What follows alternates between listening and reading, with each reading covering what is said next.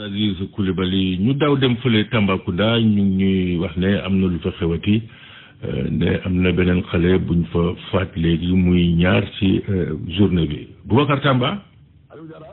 waaw Boubacar Tamba nga ne am na beneen xale buñ fa faat. maa ngi nii Dakar loog moom néew bi pompier yi ñëw léegi pour jël ko yóbbu ko fi nga xamante ne mooy morgue centre hospitalier régional bu Tambacounda loolu lieutenant colonel commandant de la légion daal leen wax ñu tegagum corps bi ndaxte lii nga xamante ne moom mooy constat bi defaguñ ko donc corps baa ngi nii ma jàkkaarloo c'est un jeune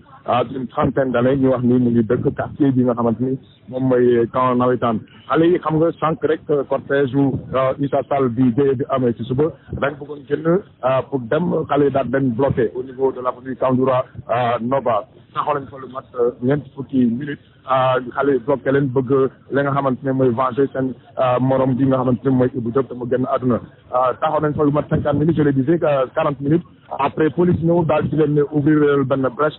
kay def grand détour kenn pour jël yoonu Bakel dem côté Bakel xale yu bëri bi ñu yégee loolu dañ leen daal di kari naan fu foog ñu fayu li nga xamante ne moom lañ def naka nooneel xale yi ñëw daal di taxaw baare li nga xamante ni moom mooy cortège bi daal di jaax ci kaw benn xale donc mu faat ko ci saa si oto bi ko daal di mbëkk nag daanaka dafa def 2 à 3 kilomètres mu daal di saaram ci biir ñax yi xale yi fekk foofu oto bi daal ko taal ñu waa pur del nañu mais seen oto baa ngi nii muy tàkk muy seen saxaar saa ngi nii di génn à 300 kilomètres à 200 mètres fi nga xamante ni foofu la accident bi am comme te yaa ngi ci ñuy xaar nag gendarme yi def constat yi su ko defee ñu yóbbu corps bi ci lépp li am kilifa maanaam fii ci Tamba mu ngi fii préfet baa ngi fii comme légion baa ngi fii commissaire central urbain baa ngi fii ñëpp a ngi fii xam naa ni xibaar bi yegagul ci biir dëkk bi nag su ko defee nag ñu yaakaar ni dina amal beneen xëyu tension buy jóg parce que sànq rek bi ñuy ñëw si jaar nañu ci maison mortuaire bi mooy kër Ibou Diop nga xamante ni moom la ñu faat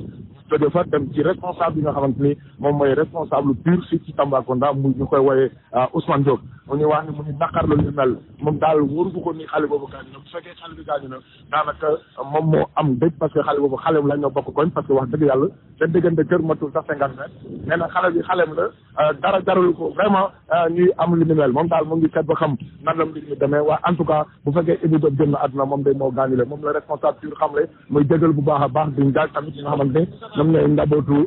waa Ibou Diop donc fi mu nekk nii nga xamante ni mooy yoonu Bakel sorti Tamba bi donc foofu la ñu bëkkee xale bi mu ngi ni tëdd comme tey di xaar gendarme yi daal di def constat gendarme yaa ngi ni di yegg si commandant compagnie bi yegg si na commandant brigade bi yegg si na ak ay éléments donc du ñàkk ñu def li nga xamante ni moom mooy constat bi mais lu wér te wër moo di ne violence yi moom mënoon na bañ a ñàkk ndaxte di xottante ay affiche fii di jamono Idrissa Seck ñëw na fii def na fi benn cortège romb na bul dëkk dem si di ci def nañ li ñuy def mais amuloon benn incident bi moom kenn xamul lan moo ko waral mais en tout cas vraiment ñetti xale gaañu nañ ci am nañ ci ay blessures ñu ngi hôpital ñaar nakk nañ ci bakal lu wér te wér keneen kii dañ ko dem passé keneen kii cortège bi ma ko fël mu ngi nii ma jàkkaarloog moom Aliou kon rapidement en français pour dire que la situation s'aggrave donc on assiste à un deuxième mort qui est un gosse un jeune d'une trentaine d'années qui habite le quartier Camp Nawetan qui a été percuté par un des véhicules du cortège du professeur Issa Sall. Quand il y a eu cet incident mortel vers 11h30 ce matin, donc le cortège de Issa Sall a été bloqué pendant près de 40 minutes au niveau de l'avenue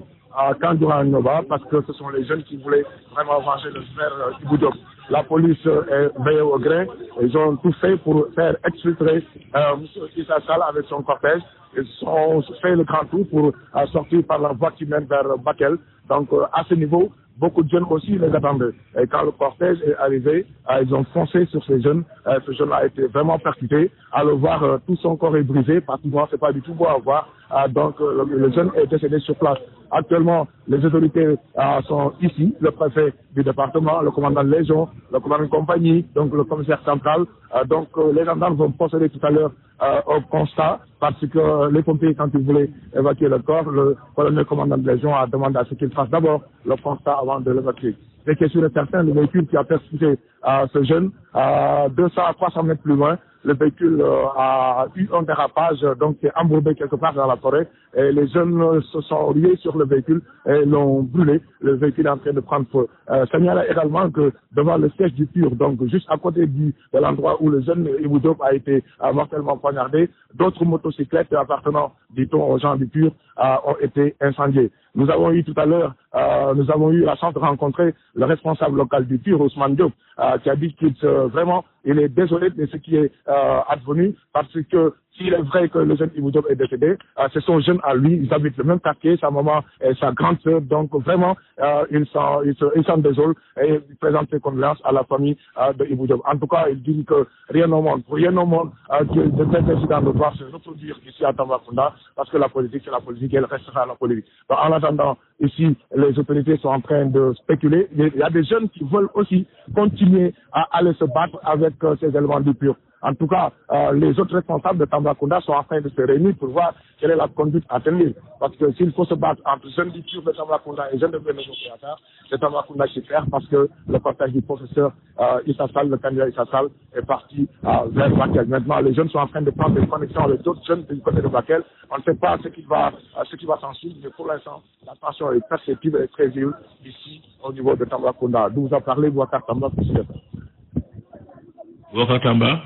Wow. Donc le véhicule qui a percuté le jeune homme a été abandonné par ses occupants avant d'être incendié. Le véhicule a été abandonné. Quand il s'est embourbé, donc ils ont vu la foule venir, ils ont abandonné le véhicule, ils sont partis. Les occupants sont partis et fort heureusement, parce que si les jeunes les avaient trouvés là-bas, ça allait être vraiment une catastrophe. Donc ils sont partis, ils ont laissé le véhicule. Donc les jeunes sont tombés sur le véhicule et ont incendié le véhicule. Les occupants sont partis. Voilà, Boubacar Tamba, merci beaucoup des violences électorales à Tambacounda, vous l'avez bien